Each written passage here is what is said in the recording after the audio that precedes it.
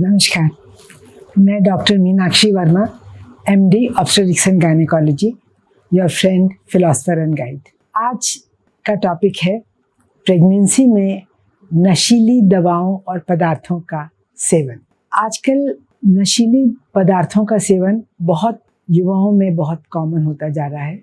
इन ऐसी युवतियों में अक्सर ऐसा देखा गया है कि एक बार जब आदत पड़ जाती है और फिर अगर वो प्रेगनेंसी उनको हो गई तो फिर उसमें प्रॉब्लम होने की संभावना बहुत ज़्यादा होती है। ज़्यादातर ये जो दवाएं हैं ये ब्रेन में एक केमिकल रिलीज़ करते हैं जिसका नाम है डोपामिन, और उस डोपामिन से उनको एक प्लेजर का, हैप्पीनेस का सेंसेशन होता है, और इसीलिए एक बार लेने के बाद बार बार उनको लेने की आदत। एक ही ग्रुप नहीं है, ये डिफरेंट अलग अलग ग्रुप्स की दवाएं हैं। कुछ दवाएं ऐसी हैं जो लीगल हैं, जो लीगली अवेलेबल हैं, और कुछ चीज़ें ऐसी, कुछ पदार्थ और दवाएं लीगली अवेलेबल हैं, और कुछ ऐसे हैं जो कि इलिसिट ड्रग्स हैं लेकिन फिर भी उनका इस्तेमाल होता है, और वो तो और भी ज़्यादा डेंजरस है। सबसे पहले हम बात करेंगे जो लीगली अवेलेबल पदार्थ हैं या मेडिसिन हैं जो कि प्रेग्नेंट वीमेन ले सकती हैं। सबसे पहले हम बात करेंगे निकोटीन की। निकोटीन, सिगरेट स्मोकिंग में निकोटीन मिलता है सबसे ज़्यादा। जब सिगरेट स्मोक करती हैं महिलाएं तो उसमें 4000 तरह के केमिकल्स होते हैं which can affect the body, they can affect the foetus. लेकिन जो उसमें सबसे ज़्यादा इम्पॉर्टेंट है वो उसमें है निकोटीन है, और कार्बन मोनोऑक्साइड है, और उसमें जो इम्पॉर्टेंट है वो साइनाइड है। ये 3 चीज़ें जो हैं वो बहुत इम्पॉर्टेंट हैं, जो कि बच्चे और माँ दोनों के लिए ही बहुत हार्मफुल हैं। ऐसे प्रेगनेंसी में जहाँ महिलाएं निकोटीन लेती हैं, चाहे वो स्मोकिंग के फॉर्म में हो, चाहे वो टोबैको च्यूइंग के फॉर्म में हो। अक्सर देखा गया है कि जो ग्रामीण परिवेश की महिलाएं हैं वो टोबैको च्यूइंग को बहुत ही नॉर्मल तरीके से लेती हैं। उन्हें ऐसा लगता ही नहीं कि कोई बड़ी चीज़ है। घर में सभी लोग ले रहे हैं, दादी ले रही थी, फिर माँ लेने लगी, और उनके साथ साथ 15-16 साल की लड़की है वो भी लेना शुरू कर देती है, और एक बार आदत पड़ गई तो उसके बाद प्रेगनेंसी में लेने में भी कोई उनको हिचक महसूस नहीं होती। क्या इनसे क्या नुकसान हो सकते हैं? ये बहुत, इसका निकोटीन जो है वो बहुत नुकसान देने वाली चीज़ है बच्चे के लिए, प्रेगनेंसी के लिए। इसमें एक्टोपिक प्रेगनेंसी हो सकती है, इसमें रिकरेंट अबॉर्शंस हो सकते हैं, प्रेगनेंसी होने में भी दिक्कत आ सकती है, बार अबॉर्शंस हो सकते हैं, इनमें प्लेसेंटा प्रीविया हो सकता है, इसमें प्लेसेंटल एब्रप्शन हो सकता है, इसमें इंट्रायूट्राइन ग्रोथ रिटार्डेशन हो सकता है, या फिर प्रीमेच्योर रप्चर ऑफ मेम्ब्रेन्स हो सकता है, प्रीमेच्योर डिलीवरीज हो सकती हैं। और जब बच्चे पैदा होते हैं उसके बाद उनको भी कई तरह की प्रॉब्लम्स, स्पेशली रेस्पिरेटरी प्रॉब्लम होने की संभावना बहुत ज़्यादा रहती है। ऐसी महिलाओं को लैक्टेशन ठीक से इस्टेब्लिश नहीं हो पाता, तो वो बच्चे को ठीक से दूध नहीं पिला पाती हैं। ये देखा गया है कि जो बच्चे ऐसी माँओं के पैदा होते हैं जिनको जो निकोटीन का सेवन करती हैं, उनकी यूरिन में कैंसर प्रोड्यूसिंग ड्रग जो केमिकल्स हैं वो पाए गए हैं। और इसके अलावा जो बच्चा जब डेवलप होता है तो उसी के जो क्रोमोसोम्स हैं उनमें ही कुछ डिलीशंस हो जाते हैं, जिसकी वजह से जो चाइल्डहुड कैंसर्स हैं जैसे ल्यूकीमिया है या लिम्फोमा है, उन सब के होने की संभावना भी बहुत ज़्यादा हो जाती है। तो आप समझ सकते हैं कि ये सिगरेट स्मोकिंग है या टोबैको च्यूइंग है, ये कितनी रिस्की चीज़ है।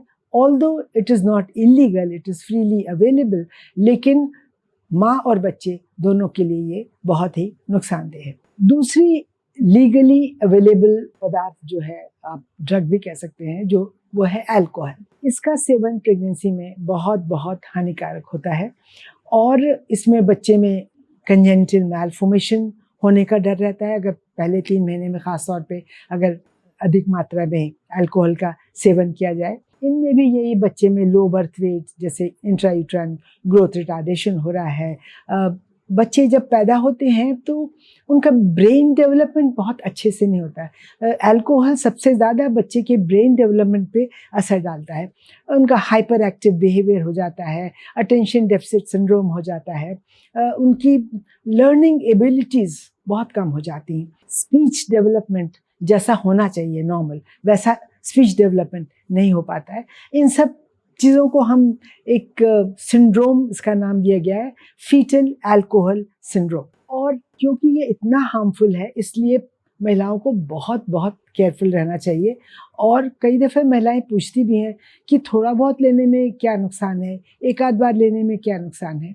इसका आंसर ये है कि प्रेगनेंसी में किसी भी ट्राइमेस्टर में, किसी भी तिमाही में, किसी भी क्वांटिटी में अल्कोहल लेना सेफ नहीं है, ना माँ के लिए ना बच्चे के लिए, तो बहुत ही डेट्रीमेंटल है। तीसरी जो लीगली अवेलेबल ड्रग्स हैं वो है बेंजोडाइजेपिन ग्रुप ऑफ ड्रग्स। आपने डायज़ेपिम या कॉम्पोज का नाम सुना होगा। बहुत दफ़े महिलाएं ऐसा करती हैं कि एंजाइटी से, परेशान हो से नींद नहीं आती है, तो ये सब दवाएं लेना शुरू कर देती हैं। कभी डॉक्टर से प्रिस्क्राइब करते हैं, बाद में उनको आदत पड़ जाती है, कहीं से भी वो अरेंज कर लेती हैं। ऐसी महिलाएं जब प्रेग्नेंट हो जाती हैं उस वक्त फिर इनके लिए ये छोड़ना बहुत मुश्किल हो जाता है। ऐसी महिलाओं को ये ध्यान रखना है कि अगर वो प्रेगनेंसी प्लान कर रही हैं तो उसके पहले उनको इस तरह की दवाओं का, नींद की जो भी दवाएं लेते हैं, एंजाइटी के लिए जो भी दवाएं लेते हैं, उनको बंद करना चाहिए। अब हम आते हैं कुछ इलीगल दवाओं पे, जैसे कि है कैनबिस, भंग है, मारिजुआना है, हशीश है, ये सब उसी के डिफरेंट कंपाउंड्स हैं, MDMA है। ये सब दवाएं आजकल इनका प्रयोग बहुत ज़्यादा व्यापक तरीके से हो रहा है, और जाहिर है कि जब व्यापक तरीके से युवाओं में होगा तो फिर प्रेगनेंसी में भी ऐसी होने के चांस ज़रूर रहेगा। और भी कुछ मेडिसिन हैं जो कि बहुत ही डेंजरस हैं। लकीली वेस्टर्न वर्ल्ड में इनका यूज़ ज़्यादा है, हिंदुस्तान में कंपैरेटिवली कम है। जैसे कि हेरोइन है, ये इंजेक्शन फॉर्म में लिया जाता है। इसी की लीगल फॉर्म में अवेलेबल दवाएं भी हैं, जैसे पैथिडीन एंड मॉर्फिन है, जो भी ओपियोइड्स में आती हैं। वो भी कभी कभी पेशेंट्स को आदत पड़ जाती है, बिकॉज किसी पेन के लिए लेना शुरू किया, उसके बाद उसमें आदत पड़ गई और वो कहीं ना कहीं से अरेंज करते रहते हैं। इनमें भी बच्चों के लिए एक बड़ी प्रॉब्लम खड़ी हो जाती है, और जब भी बच्चे पैदा होते हैं तो 24 से 72 घंटे के बाद जब वो विड्रॉल होता है तो वो बहुत ही ज़्यादा परेशान होते हैं, उनकी बहुत छींकें आती हैं, उनको लूज मोशंस होते हैं, वो इरिटेबल बहुत हो जाते हैं। इस abstinence syndrome, foetal abstinence syndrome कहलाता है। इसी तरह की एक और डेंजरस ड्रग है कोकेन, जो कि माँ के लिए भी बहुत डेंजरस है। लकीली हमारे यहाँ इसका प्रचलन बहुत नहीं के बराबर ही है, और ये तो माँ के लिए भी हार्ट की प्रॉब्लम दे सकती है, लिवर रप्चर हो सकता है, ब्रेन हैमरेज हो सकता है, anything can happen with the mother also, end of course the baby का तो ग्रोथ रिटार्डेशन, कंजेनिटल मैल्फॉर्मेशंस, ये सब चीज़ें बहुत कॉमन है। और बच्चे का अक्सर इंट्रायूट्राइन फीटल डेथ भी हो सकती है, या जैसे ही बच्चे पैदा होते हैं इस तरह की ड्रग लेने वाले मदर्स के, उनको सडन इन्फेंट डेथ सिंड्रोम नाम की एक प्रॉब्लम होती है, जिसमें बच्चे बिना किसी ऑब्वियस रीज़न के सडनली सोते सोते ही उनकी डेथ हो जाती है।